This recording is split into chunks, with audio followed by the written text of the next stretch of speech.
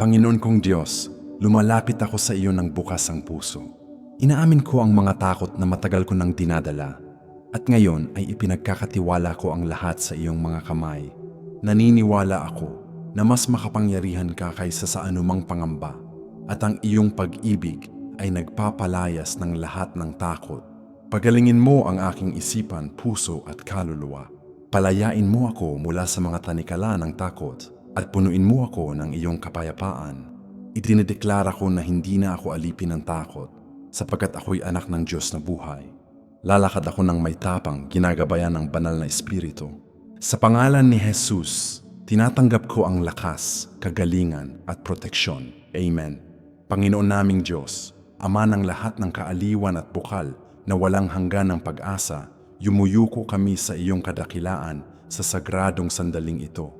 Pumasok kami sa iyong presensya hindi taglay ang kayabangan ng humihingi, kundi ang pagpapakumbaba ng tumatawag na kinikilala na nasa iyo ang kaganapan ng lahat ng lakas. Ikaw ang aming ligtas na kanlungan, ang hindi natitinag na bato sa gitna ng mga unos na patuloy na humahampas sa aming kaluluwa at sa aming paglalakbay dito sa lupaing ito ng paglalakbay at mga hamon. O Diyos, alalam namin na may mga sandali sa buhay na ang kadiliman ay nagiging napakakapal, na maging ang aming pinakamagagandang pangarap ay nagiging nakakatakot na bangungot at ang pangako ay nagiging dahilan ng matinding pagkabalisa. May mga sinaunang takot, yaong mga pangamba na matagal nang kasama namin na tila nag-ugat na ng malalim sa lupa ng aming kaluluwa, na nagnanakaw ng aming kapayapaan at nagpapahina sa aming kagalakan sa buhay. Kinikilala namin, Ama, na sa maraming pagkakataon ng aming mga panalangin ay tila hindi hihigit sa mga salita lamang, mahihina at walang buhay na mga bulong na inuulit sa nakasanayan, at walang tunay na pananampalataya na naglilipat ng mga bundok. Nararamdaman namin ang espiritual na panunuyo, ang bigat ng pagdududa na sumusubok sumakal sa katiyakan ng iyong kabutihan at ng iyong napakalawak na kapangyarihan na nahahayag pabor sa iyong minamahal at hinirang na mga anak. Sa ilang na ito ng kaluluwa, itinataas namin ang aming tingin sa bundok kung saan nagmumula ang aming tulong. Ang aming tulong ay wala sa mga paborableng pagkakataon, wala sa mga kamay ng tao, lalo na sa aming sariling kakayahang lutasin ang mga problemang dumarami. Ang aming nag-iisa at tunay na tulong ay nagmumula sa itaas, nagmumula sa iyo, ang lumikha ng langit at lupa. Sa iyong direksyon itinuturo namin ang kompas ng aming pananampalataya. Kaya naman, sa tinig na nagigipit ng pangangailangan, kanit matatag sa pag-asa tinasawag ka namin. O aming Diyos, tinatawag ka namin dahil nanghihina ang aming puso at ang aming lakas ay nawawala na parang tubig sa pagitan ng mga daliri. Tinatawag ka namin dahil ang iyong pangalan ang nag-iisa na may kapangyarihang magpakalma sa maunos na alon ng takot na gustong lumunod sa amin sa dagat ng kawalan ng katiyakan at kawalan ng pag-asa. Oo, ipinagtapat namin na kami ay nanghihina, Panginoon, lubos na marupok at mahina sa harap ng mga panggigipit ng mundong ito. Ang sakit, ang krisis sa pananalapi, ang kirot ng isang sirang relasyon, ang pangamba sa hindi kilalang kinabukasan, lahat ng ito ay bumibigat sa aming mga balikat na nagpapakita ng aming kaliitan. Ngunit ang aming kahinaan ang perpektong, entablado para sa paglalahad ng iyong walang hanggang kaluwalhatian at iyong walang katulad na kapangyarihan sa kabila ng lahat ng kahinaan ng tao na dinadala namin sa mga sisidlang luwad. Pinapahayag ng aming pananampalataya na alam mo ang lahat, O Panginoon. Alam mo ang lalim ng aming takot, ang pinagmulan ng aming mga luha at ang lihim na pakikibaka na ginagawa namin sa loob ng aming isip. Sinasaliksik mo kami at nakikilala mo kami, at walang anuman ang maaari naming itago sa iyong tingin na nakakakita ng lahat at sumisiyasat ng lahat ng may habag at pag-ibig. Sa pinagpalang katiyakan na ito, Inilalagay namin ang aming hindi matitinag na pagtitiwala sa iyong banal at mapagmatsyag na proteksyon. Naniniwala kami, O Diyos, na walang anumang masamang makakasugat sa amin, sa esensya ang mangyayari sa amin, dahil ikaw ang aming tapat na tagapagbantay. Maaaring hawakan kami ng kasamaan sa labas, ngunit ang aming kaluluwa ay tinatakan at iniingatan sa taguan ng kataas-taasan. Sa ilalim ng protektadong anino ng makapangyarihan sa lahat, ang aming pagdepende ay lubos at walang limitasyon, sapagkat tanging sa iyo lamang kami tunay na makapagtiwala upang mabuhay at makaligtas. Ikaw ang angkla ng aming kaluluwa, ang ligtas na daungan kung saan maaari naming ilapag ang aming pasanin at makahanap ng kapahingahan. Sa iyo, ang aming pagtitiwala ay hindi bulag o walang kabuluhan. Ito ay nakatayo sa di nagbabagong pangako ng iyong banal at makapangyarihang salita. Ikaw, o walang hanggang Diyos, ang aming nag-iisa at tunay na kaaliwan sa lahat ng sandali ng paghihirap. Kapag sumisikip ang sakit at kinukulong kami ng kalungkutan, kapag tila nawawalan ng kulay at kahulugan ng buhay, ang iyong banal na espiritu ang nagbubuhos ng balsamo ng kapayapaan sa aming mga sugat, na nagbagaw ng aming pag-asa, nagbibigay sa amin ng lakas upang magpatuloy. Kahit na maging madilim ang mga araw, at ang liwanag ng araw ay tila tumatangging sumikat sa aming daan, kahit na ang kadiliman ng kahirapan ay gustong lamunin kami ng buo, ang aming pagpapahayag ng pananampalataya ay nananatiling matatag at malakas.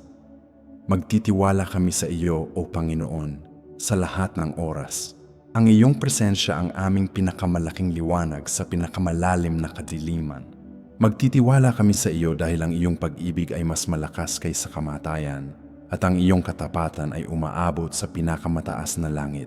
Ang mismong matagaltang takot na gumagambala at nagpapaparalisa sa amin ay walang kapangyarihang lumaban sa tunog ng aming tinig na tumatawag sa iyo at ng aming kaluluwa na sumasamba sa iyo.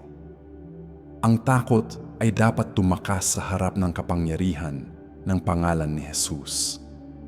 Nagsusuko kami sa iyo, Panginoon, dahil walang kabuluhan ang lumaban sa sarili naming mga kamay laban sa malalaking alon ng takot na humahampas sa amin. Ang kaaway ng aming kaluluwa ay nagpapalabas ng mga palaso ng takot upang ipakalimutan sa amin kung sino ka at ang presyo na binayaran para sa aming kapayapaan.